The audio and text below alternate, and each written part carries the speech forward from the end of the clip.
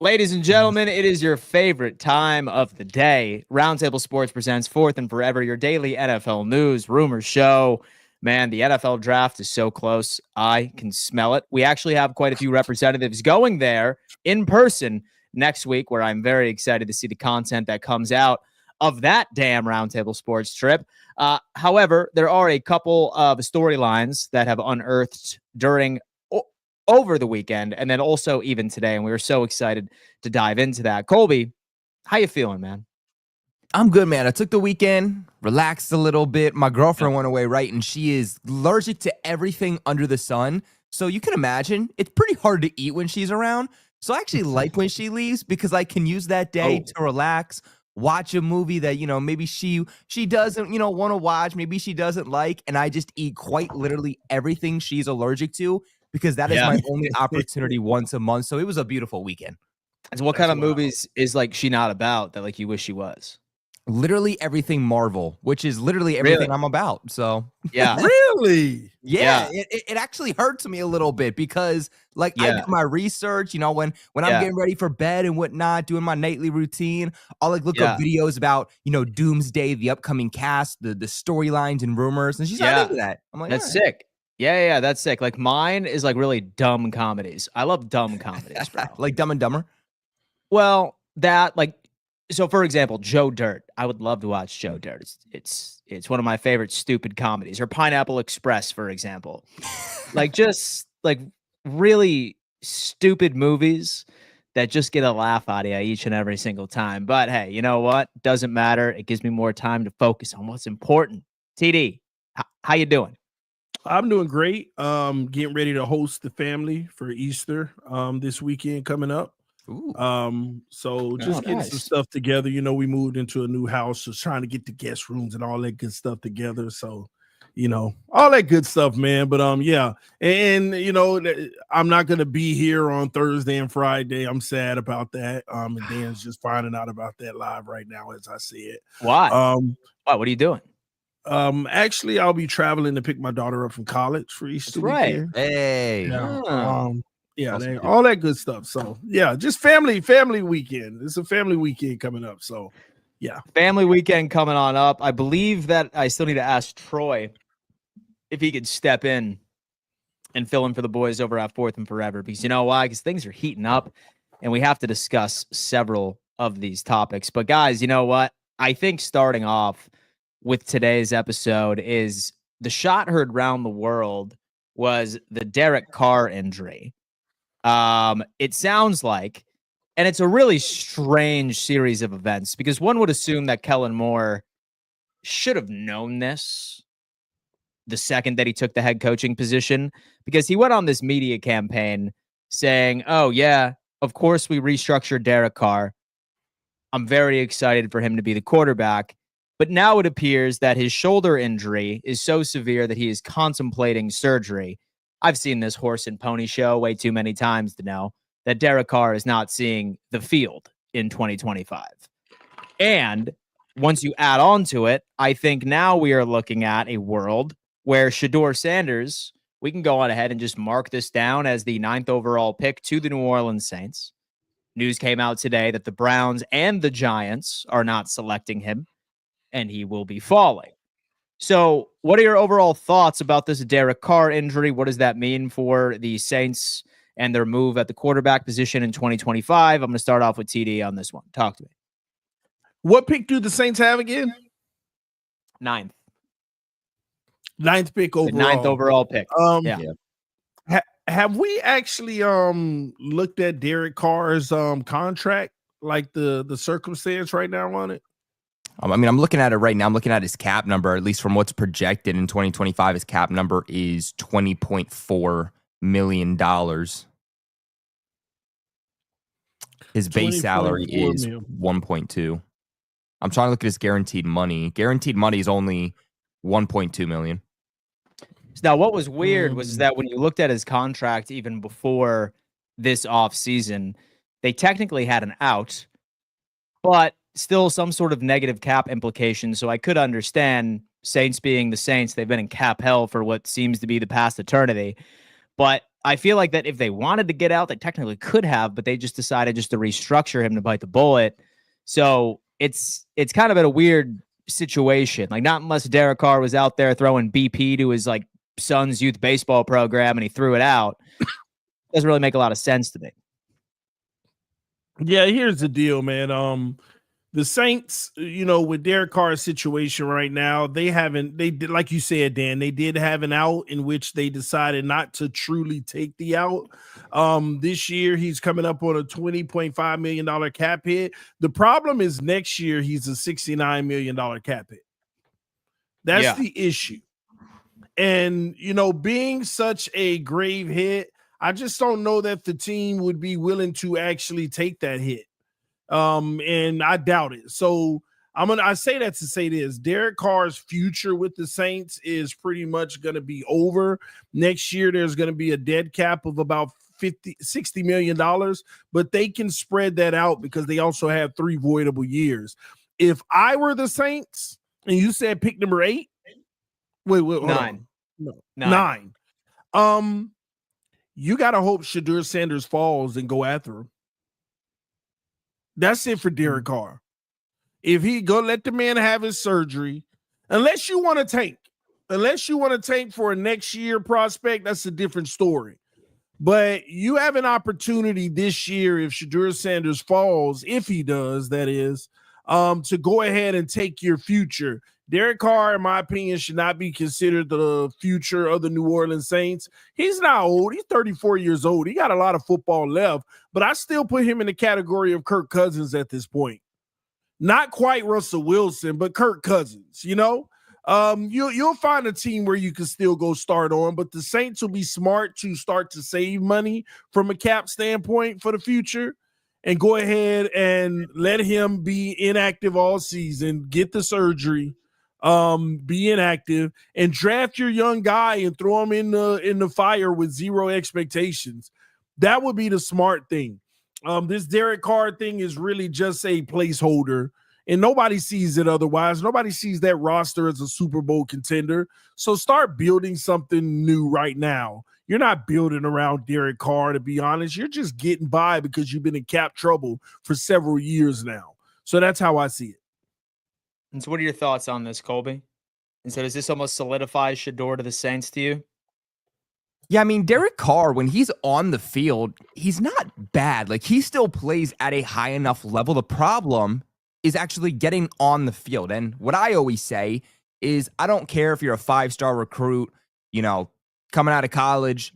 What I care about is availability, because no matter what sport you play, no matter what position you play, availability is the best ability, right? I don't care if for half the games out of the season, you play as a top 5 quarterback. If I cannot rely on you on a game-to-game basis, that's going to hurt the overall success of the overall team. I mean, Derek Carr, though, before he went down with this injury, he had an 85.6 overall PFF grade. That actually ranked 11th out of 75 qualified quarterbacks, a passing grade of 86.7, which ranked 7th out of 75 quarterbacks. He had 15 passing touchdowns, 2,145 yards, only 5 interceptions, and that was with a receiving core. That's with offensive weapons and an O-line that really wasn't all that great. So I think that Derek Carr can still play in the league at a slightly above average level, but again, he can't stay on the field, and that is the problem. I do think that they need to get their quarterback of the future. Now, this isn't a very good quarterback class. Next year is significantly better, so I think they're in an interesting situation because Kellen Moore, if they don't succeed this year, if they have a down year, the Saints are one of the worst teams in the league. Yet again, they have another top 10, maybe even top 5 pick. I don't think Kellen Moore gets fired because I think that, the Saints organization, they understand that this is going to be a multi-year rebuild. So I don't think that pick number 9 has to be Shedeur. If they don't believe that that is their future at quarterback, they should not go out there and select him just to ultimately fulfill a need. They should start building up that defense. They should start building up that offense. I don't think we understand just how bad, just how untalented this overall roster is for the Saints, and they need to hit on that 9th overall pick. To be completely honest with you, what they need to do is they need to trade down a little bit if a package presents it to themselves, get extra draft capital, and really get this thing going from the bottom up. to be completely honest with you, if I'm the Saints, I'm drafting a quarterback in next year's draft in a much better and much more loaded class. But if they feel like this is their guy, if they feel like Shedeur is their guy, they 100% take him. But from what I've heard coming out from league executives, coming out from teams, is that multiple teams, have Shedeur Sanders as a second-round pick and not a first. That's funny, too, right? Like, how many times have we seen that happen? Just dating back a couple of years ago where people were talking about like, some people had Will Levis as the first overall pick during his, like, damn draft class, and he ultimately ended up getting taken in the second as well. Is there a world in y'all's eyes where Shedeur Sanders ultimately ends up falling into the second round? TD. Not even possible. Yeah, he's projected, like some people haven't projected that, but this is the NFL. There's always one team. There's always one team. It's no different from the one team that pays Daniel Jones $40 million a year. The one team that gives Tua $53 million a year. It's always one team. So he'll be going in the first round. It's just a matter of where. Let's just make it clear. The Saints need to move on this. Derek Carr is not the future. That's all I know. So at the end of the day, you have to find your future. Teams are getting passed up trying to stick with the old right now in the NFL. You need to start your future so that you can save money and actually have a window where you can load your roster with great talent with a cheap quarterback price. A lot of teams that continue down the road of a high quarterback. Now, if you got your elite guy, that's different. But all these teams with the guy who's no longer playing at elite levels, just good levels, solid, really good, no, you got to move on. Yeah, I do definitely believe that he will be a first-round selection just because quarterback is such a valuable position. It's the most important position in sports. So even if this is a bad draft class, I do think he will fall farther than people are expecting. It wouldn't surprise me if he's not a top 10 pick, but I do still think he is going to be a first-round pick. And could you imagine, let's say like the Giants, for example, they go with Travis Hunter. The Browns go with Travis Hunter. And now Shedeur starts falling a little bit farther than people are expecting. He falls maybe somewhere into the 20s. And now you see the team that drafted Travis Hunter, whether that's the Giants, whether that's the Browns, trading back into the first round, getting that fifth-year option. And now you're pairing up Shedeur Sanders and Travis Hunter. I think that would make a ton of sense for any team. I mean, you look at Shedeur, he has some of that mobility to him, but he's not considered a mobile quarterback.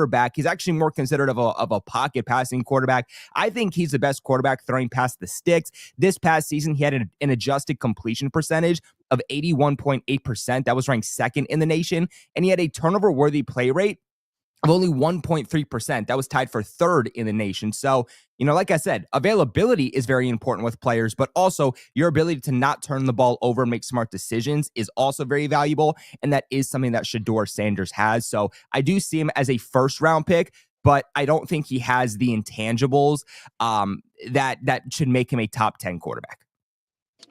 Top 10 QB. We will see how the Saints go. And so many regard Kellen Moore as one of the NFL's brightest minds. We'll see how he rolls the dice and whether or not that it will come to fruition. Okay, I heard a pretty wild trade proposal, and now we're getting to a point leading up to the draft where we're going to see more of these. But a former NFL quarterback, Kurt Benkert, all right, he suggested that the Pittsburgh Steelers get quarterback Dak Prescott and the 12th overall pick, and Cowboys get TJ Watt and a 21st overall pick for the suggestion. Now, there's been a lot of rumors with TJ Watt. He posted that Instagram story of him giving the peace sign. It's the typical horse and pony show we see each and every single year with each and every single, like prospect and or player that is looking for a new contract. But news has come out that TJ Watt and the Steelers are working very hard to an extension. And Dak Prescott, while there really hasn't been any solidified rumors that Dallas is sincerely shopping him around, news broke today that he is still yet to recover from his hamstring injury. He suffered this in November. It is still significant. And the Dallas Cowboys started their OTAs today since they have a brand new head coach. A lot to unpack here like from this trade proposal. I will go out and say that it is very rare when you see a player for player, especially at this caliber, go swap for swap, right? A first round pick swap and then an ultimate player. Honestly, don't think that this happens, right? I think the Dolphins winning the AFC East this year is more likely than this happening. Like one of the two. Colby,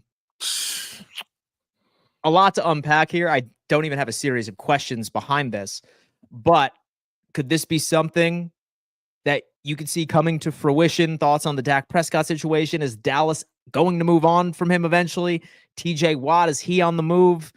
Go off. Talk to me.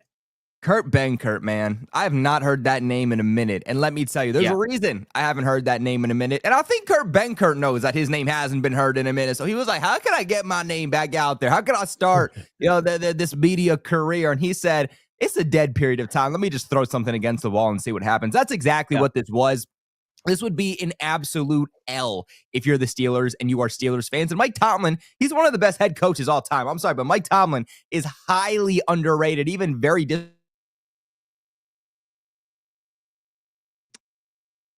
Is it me or did Kobe just... He froze out. Oh, are we better now? I think I froze out. We're better. I don't know what happened. I think my Wi-Fi crashed out for a minute. Are we good now? Dude. Somewhat. But until the take was so fire, it crashed. yeah, right. Go ahead. I think Kurt Benkert didn't want me to continue going on here. But my point being is that Mike Tomlin is too smart, right? He's not going to make this a decision because it does not help the Steelers. Actually, it hurts the Steelers. And you look at the compensation back there for somebody like TJ Watt. TJ Watt has much more value than somebody like Dak Prescott, who's getting older. He has an injury history. He really hasn't been good in how long? So if you're trading somebody like TJ Watt, you're getting a first round pick and more. You're getting multiple first round picks, right? You're getting a first this year or first next year. You're getting probably like a second or third round pick on top of that. With how good TJ Watt is, you are going to have to pay kind of that quarterback ransom on top of that. So I think the proposal he put out there, for one, doesn't match the value that you're getting for TJ Watt, but also for Dak Prescott, I think he's overlooking what Dak Prescott ultimately gives and the value of Dak Prescott. But also, your idea is let's give the Cowboys one of the best edge rushers in the league when they already have one of the best edge rushers in the league. That's another reason why this trade makes absolutely no sense. So you're going to give a massive contract, probably make TJ Watt the highest paid edge rusher, when you have Micah Parsons that's also looking for a contract. But on top of that, you're not getting the value that you could get for TJ Watt if you just traded him to another team and didn't bring on Dak Prescott in the first place. There is so much to unpack here. Like you said, this makes absolutely no sense from multiple angles. And this is just analysts at this point in the offseason trying to get their name out there. And so if you think that one was bad, just wait for the next hot take that we heard over the weekend. TD, thoughts on this wild trade proposal from Kurt Benkert? First off, this is a lot to unpack. Kobe's absolutely wrong. Dak Prescott is worth more than Watt because he's a quarterback. That's from a compensation standpoint. I mean, if you put both of them on the open trading block right now, you're going to get more for Dak Prescott than you can get for Watt. And that don't mean I agree with it, but quarterback market. Yeah, for a guy who puts up the stats that he puts up, man, the Giants will be running with 3 first-round picks. I mean, it's like 5 teams that'll probably be running. The Pittsburgh will be running with 3 first-round picks. They're out there. The Saints right now might be running for it. So, in TJ Watt, man, right now you might get a first and a second, something like that. Which is still a lot. But this is all crazy talk. First of all, the suggested trade didn't even outline who's playing quarterback for the Cowboys. In my point exactly. Joe Milton. So yeah, ain't no way Jerry does this, And there ain't no way Jerry does such a thing. Now, Shedeur Sanders on the board at 12. And this trade is on the table, Jerry might be like, sit it in and then give me Shedeur, like maybe. But yeah, man, this proposal, just rip it up, burn it, bury it 12 feet deep, and forget about it. Why do we act like Dak is like still Why do we act like Dak is still good? Why do we act like Dak can excel in offense past its limitations? And why do we act like he's a postseason quarterback? Like, I feel like it's only Dallas Cowboys fans. It's really only Dallas Cowboys fans that still believe that. But even if you look behind the scenes, the Dallas Cowboys have been trying to get rid of Dak Prescott for a long time now. They traded a 4th-round pick for Trey Lance to see if they can get anything out of him. They spent multiple years trying to develop him. Nothing worked out with that. They let go of him this offseason. They let him move on to the Chargers. And then they just traded a 5th-round pick for Joe Milton. So they're actively trying to figure out how they can move on from Dak Prescott. It just hasn't worked out for them. So I kind of have a weird take about Dak Prescott, which makes a little bit of sense here. There's no question that he has had back-to-back seasons and a significant injury history. I think he's closer to retirement than him being traded ultimately. I think with the news coming out that this hamstring injury, which is almost unheard of, like it's still not fully healed, which means it's a hell of a lot more significant. I wouldn't be surprised if he pulls an Andrew Luck. So within the next couple of years. No, you're not buying into that? No? No, he's going to ride it out until he's 40, 41, you think? Yeah, look how old he is, man. Yeah, I mean, Dak, this is just money, man. He likes the game, so he's not in a rush to move out. I mean, in today's NFL, these guys, I don't even think they care. I'm hurt. I ain't on the field. I'm getting paid. Look at how much I'm getting paid. Who cares? Hey, I'm going to be working to get back. Whenever I get back, I get back. All right, I'm back now. Oh, I got hurt again. I don't care. Hey, I'm getting paid $50 million a year, $60 million a year to go through rehab. Now go look at what Andrew Luck was making. I just can't do this no more. You told Andrew Luck you do it for $60 million a year. You know what? Let me rethink this. Well, now, Dan, even contract-wise, they really can't trade him. If you look at 2025, he has a cap number of $50.5 million. Next year, it gets even worse. It's $74 million. If you look at it, too, if they want to make him a pre-June 1st, which is what this trade is outlining, because they're getting the 12th overall pick in the draft that starts in less than 2 weeks. So if they trade him within the next week and a half, they'd be taking on $138 million in dead money, and they'd be losing $87.9 million against their current cap space. Yeah, it would definitely be an irresponsible financial move and would basically go out and say, hey, the Dallas Cowboys are going to have some rough years and not just stellar regular season performances with a letdown in the playoffs, but all in all mid. And I really don't think that that's in Jerry Jones's DNA, but we'll see. Well, Dan, even if you trade him, even if you trade Dak Prescott, the purpose of the trade would be to bring on TJ Watt. But the thing is that you can't give TJ Watt a new massive contract if you trade Dak Prescott because the financial hole it's going to put you in. So again, no disrespect to Kurt Benkert, but this guy did not do his facts. He did not do his research when he thought about this trade. He was like, you know what? I think I might eat real quick. Let me just throw this idea out there. He had no substance behind it. Oh, man. Well, I'll tell you what. That is not the craziest take that happened this weekend. Oh, man. In fact, I'm pretty sure it was on Friday. And you know what? It is an annual tradition because somebody comes out with this take every single year. But I forget the guy's name. It's D-Mac or something like that. But he's typically the backup for Colin Cowherd on the Herd. If, for example, he is not there. I forget his name. Mm-hmm. However, I know he had a pretty he had a pretty bold take on the Kansas City Chiefs this year. And we hear it every single year.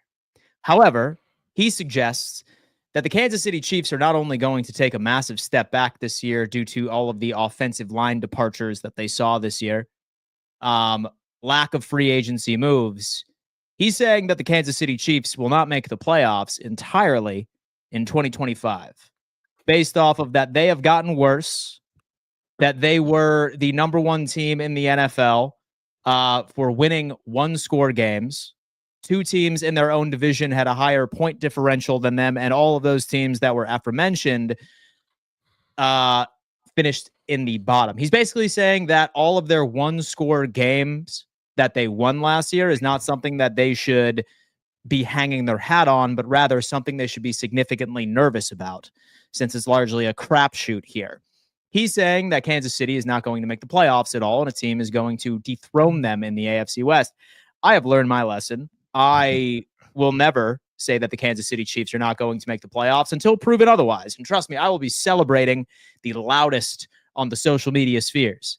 But I thought that was pretty insane. But is there a world where it's not crazy? Where the Kansas City Chiefs, their quote-unquote luck ends up running out and their offensive line issues, like walking away from some pretty key veterans, is going to make more darker times for Chiefs fans out there. I'm going to start off with TD on this one. TD, do you buy it? Are the Kansas City Chiefs going to miss the playoffs this year in 2025? All right, so there's two ways to look at this. Let me be aggressive to start out. Whoever said this, shut up. It's the Chiefs. Like, no matter how much and what way we doubt them, just keep your mouth shut. At this point, anybody who's doubted them the last 3 years, you have been wrong every time. Just keep your mouth shut. They still get it done, right? That's the aggressive way. Then the kickback, logical, let's look at this thing way. He might be on to something. He might be on to something. If you've taken a look at the Chiefs schedule, right? They play between division rivals and playoff teams, 13 games. Between playoff teams and division rivals last year, 13 games. They only got 4 games that, at least right now, are cupcake games. That's the Tennessee Titans, the New York Giants, the Jacksonville Jaguars, and the Indianapolis Colts. Everybody else was either in the playoffs or a division rival, which can always be tough. I don't know if y'all taking a look at their schedule. Buffalo, Dallas, Denver twice, Chargers, Raiders twice, Texans, Eagles, Commanders, Baltimore, Lions. Oh.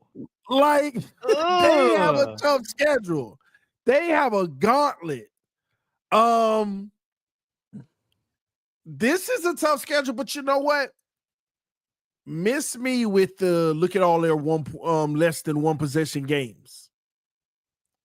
They came out on top in all of them. Mm-hmm. That's what it's about. It's not about the fact that they've had a lot of close games. They won every single one of them. Every single one of them. So what are we talking about here? That's the point of the matter. It was tight, but they won. Now, with this schedule this year, the Chiefs are making the playoffs, y'all. They just not going to be a number 1, 2, or maybe even 3 seed, 1 or 2 seed. That division still allows them to have a top 4 spot by winning it, but they got to win it because everybody plays these teams in their division, for the most part. And you look at the AFC South, if I'm not mistaken. Is it the AFC South with Tennessee? Yeah. The Jags, Texans, Tennessee, Colts. So either the winner of that division is going to be 3rd or 4th, and the winner of the AFC West is going to be 3rd or 4th. But they still have a good shot. But let me say this. I like the Chargers, depending on what they do in this draft. If they get another weapon in the draft, I like the Chargers to be the favorite, though, to overtake the division. Mm-hmm. And Denver can really make things really rough. It's just like the AFC North right now when you got Baltimore and all those teams that kind of beat up on each other. With the Chargers and Denver rising, the Chiefs now, that's the division they have. The AFC is just tough now. The AFC is crazy. So, I could see where he's coming from, but I still give him a playoff spot because they may still win the division.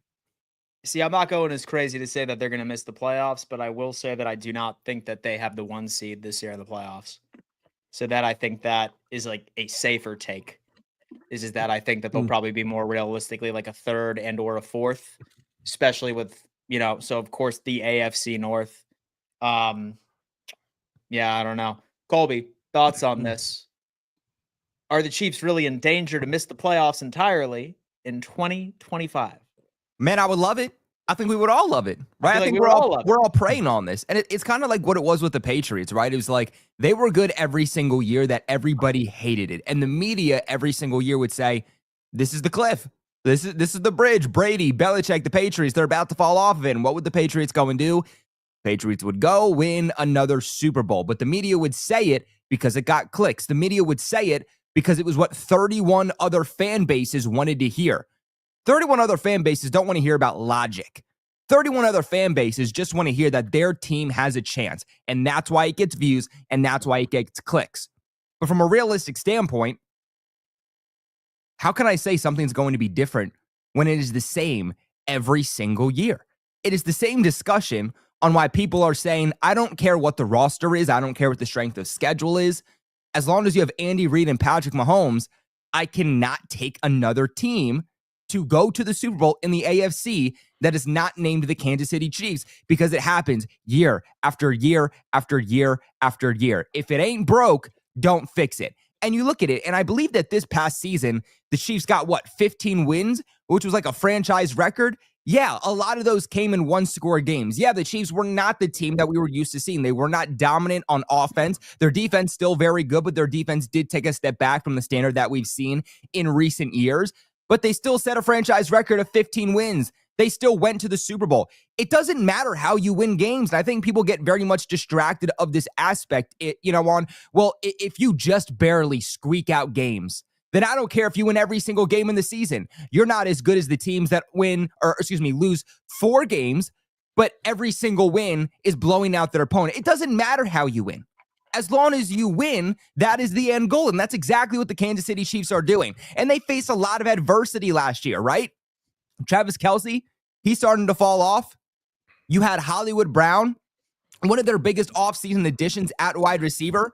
He didn't really play at all during the regular season, so his impact was very much limited. They did bring him back on, I believe it was a 1-year deal. Rashee Rice ends up going out. Isaiah Pacheco dealing with injuries. They had to bring back Kareem Hunt. What was it, like mid-season or something like that? So I think the team faced a lot of adversity. They still fought through it, and they were still okay. I don't think that this is the same Kansas City Chiefs team. I do think that we are seeing them transition a little bit, and I think that transition, might make them take a step back for a little bit, but not a step back to where they're missing the playoffs. A step back in terms of, instead of seeing them in the Super Bowl, maybe they only get to the AFC Championship game. So no, I don't believe in this narrative. Maybe just the AFC Championship game. Well, hey, you know what? If someone wants to knock them out before they play the Buffalo Bills, that would be great. That would be fantastic. If somebody can take care of the Chiefs, then we're going to have to do this. Some sad news coming out of college football.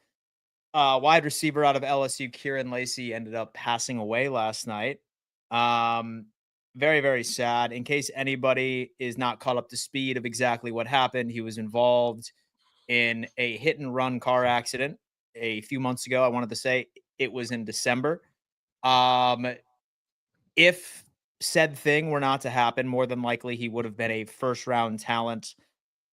He was set for his court date early this week, and then apparently he unfortunately ended up taking his own life here. I thought for wrapping up this episode, I think that we could just pay a little bit of respect and some overall takes. Absolutely terrible to see. Starting off with Colby here. Yeah, man. I mean, this is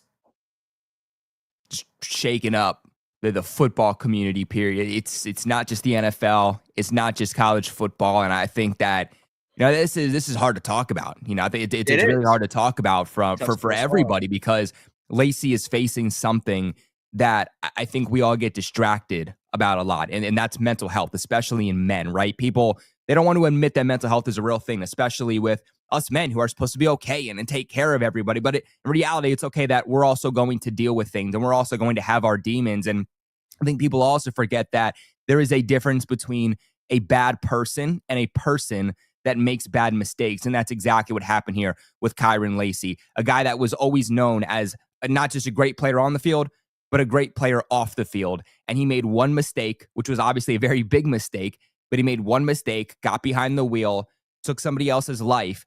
but you can clearly see that he wasn't one of those football players where he walked away from the scene, acted like it didn't happen, tried to post on social media that he bought a new $1 million chain. He allowed this to affect him heavily, and he had demons because of this, to the point where he felt that the only way out was by taking his own life. He was a projected first-round pick before this happened.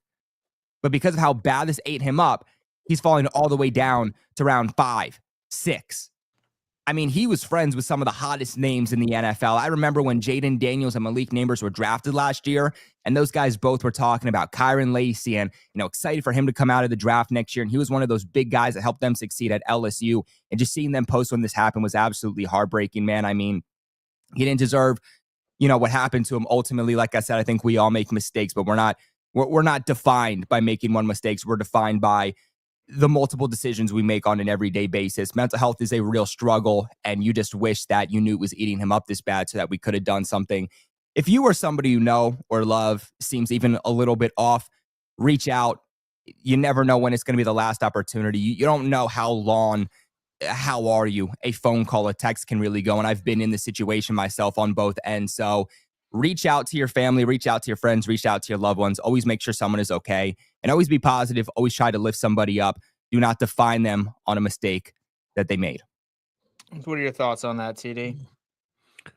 Obviously, it's a sad situation. Anybody who loses their life, is like Kobe said, it's hard to talk about. And for those who don't know the details of the story, Dan already described that he had already been involved in something that can face some major consequences. But what basically happened, he had got into an argument with a female family member in which he discharged a weapon. They had called the police and let them know that he had discharged a weapon and that he was there. When they arrived, they found out that he had already fled the scene. Upon locating the vehicle, they attempted to pull him over, in which he led him on a chase. And during that chase, at some point, he decided to end his life, and he crashed the vehicle. And that was it. And all I could think personally is what was going through the young man's mind. Nobody would know, but it's moments like this. Like me personally, I don't know what he was thinking, but me personally, like this is why people should be very careful on, how you treat people that have made mistakes. And how you demonize people that have made mistakes. We have all made mistakes, and not to speak for the young man, which we rest in peace. But people have a lot of weight in their mind. I can go out here and do something really bad right now and feel bad about it, but the weight of the world knowing about it, the weight of the world making judgments about it, and then man. Here I am facing all the odds, and I'm ready to fight it. I'm ready to go through. I'm ready to deal with my punishment. I'm ready to accept it. And here I am maybe making another mistake on top of it. Some things can drive people over the edge. And I think in this situation, it could have been what actually happened, already having faced some things and now having the police called again, knowing it wasn't going to end well. Everything you worked hard for the NFL, all your hopes and dreams. When this came out, it would have probably ruined him. And just the thought of that, he probably couldn't face. So it's the decisions we make can affect us in life, but it could also take our life. Mm-hmm. So that's why I urge people, no matter what you're dealing with, trouble doesn't last always. I know these are just words, but I'm hoping it touches one person. Trouble doesn't last always. And you know what? There are people that love you. There are people that still, no matter what you go through, no matter how bad it is, you're loved. And even if it's through a form of faith, you're loved. All right. Mm-hmm. So just a sad situation. We just hope that our young people and those that, are his age or just anybody, old, young, it doesn't matter, fight, always fight, no matter how bad things get, no matter what you go through, no matter what you do. Fight for a better day. And so that was beautifully put. So one thing I always like to say is that I'm not sure what anybody ever goes through on an individual level. I'm sure that everybody has like their bad days. But when you look at it from the grand scheme rate of things, you have gotten through each and every single bad time that you have ever had in your entire life. You are literally batting 1,000. Like you have a 100% completion percentage. You have a 100% win percentage against your bad times. You are currently still standing. Yeah, that's what we got to say. Rest in peace to Lacy himself. It's certainly heartbreaking that we never got to see what he could have been in the NFL. And then also a family lost a son, cousin, a nephew, and the whole nine. So we will certainly keep him and his family in our prayers. All right. And then you know what? This is actually a great segue because Tony wants me to hug Bob today. Give him some love, Dan. Give him some come love. On. Man. No hate, man. All love. Transition. Oh, hell yeah, man. Dude, he's not even hugging you back. That's a little disrespectful. Oh, my God. We need a screenshot. That. Somebody screenshot this, man. Dan's down bad, man. That's going to be the avatar, man. Dan's down bad. He needed some love today.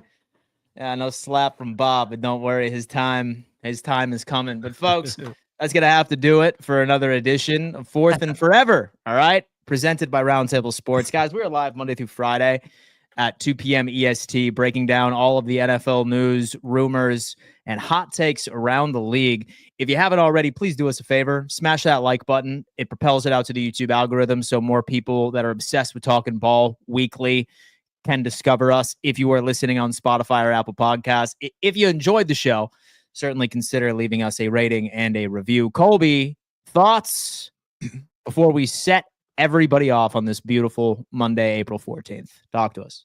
Hey, man, another beautiful episode. As always, we appreciate you guys for tuning in.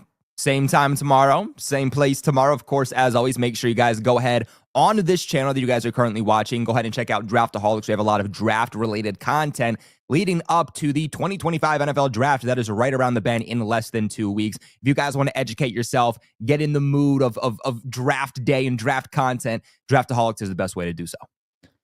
That's what you got, TD. Thank you, everyone, for tuning in. Tomorrow, we'll have another great show. We are getting closer and closer to the draft. Dan probably is saying no, but we got to do another mock eventually, especially when we got a mock expert on here. And Kobe, Dan. Hey, man, I'm ready, man. We do. We have to leverage our we got to leverage some of that. And fun fact around the Roundtable Sports Network, folks, we have a full slate of shows this week as well. We have every single divisional roundtable running, and they will all be completing their final mock drafts leading up into next week. So if you're a fan of the Bills, you're a fan of the Broncos, you're a fan of the Saints, whatever, there's a show for you on the Roundtable Sports Network this week, man. We appreciate all of you guys with your regular commitments to hanging out with us Monday through Friday at 2 p.m. EST. And as always, we will see you tomorrow, same time, same place.